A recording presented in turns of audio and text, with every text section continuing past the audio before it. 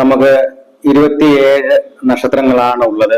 ഈ 27 നക്ഷത്രങ്ങൾക്കും കൂടി രാഹു കേതുക്കൾ ഉൾപ്പെടെ 9 ഗ്രഹങ്ങളും ഉണ്ട്.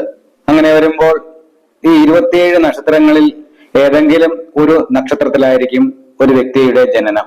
അപ്പോൾ ഒരു വ്യക്തി ജനിക്കുന്ന ദിവസത്തെ നക്ഷത്രം ഏതാണോ ആ നക്ഷത്രത്തിന് ഒരു അധിപൻ ഉണ്ടാകും. അതായത് ഏതെങ്കിലും ഒരു ഗ്രഹത്തിന്റെ ദശാകാലത്തായിരിക്കും ഒരു വ്യക്തി ജനിക്കുക. ഈ 27 നക്ഷത്രങ്ങൾക്കും കൂടി 9 ഗ്രഹങ്ങളാണല്ലോ ഉള്ളത്. അങ്ങനെ വരുമ്പോൾ ഒരു ഗ്രഹത്തിന് 3 നക്ഷത്രങ്ങൾ വീതമാണ് ഉള്ളത്. ഒരു വ്യക്തി ജനിക്കുന്നത് ഏത് നക്ഷത്രത്തിലാണോ ആ നക്ഷത്രത്തിന്റെ ദശാനാഥൻ ഏതെന്നും തുടർന്നുള്ള ദശാകാലങ്ങളൊക്കെ എങ്ങനെയാണെന്നും അറിയുന്നതിന് വേണ്ടി തീർച്ചയായിട്ടും നിങ്ങൾക്ക് ഈ യൂട്യൂബ് ചാനൽ ഉപകാരപ്പെടുന്നതാണ്.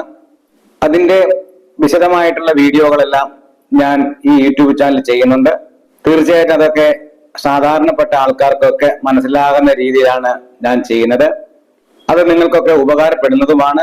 തീർച്ചയായിട്ടും ഒരു വ്യക്തി അറിഞ്ഞിരിക്കേണ്ടുന്ന കാര്യങ്ങളൊക്കെയാണ്.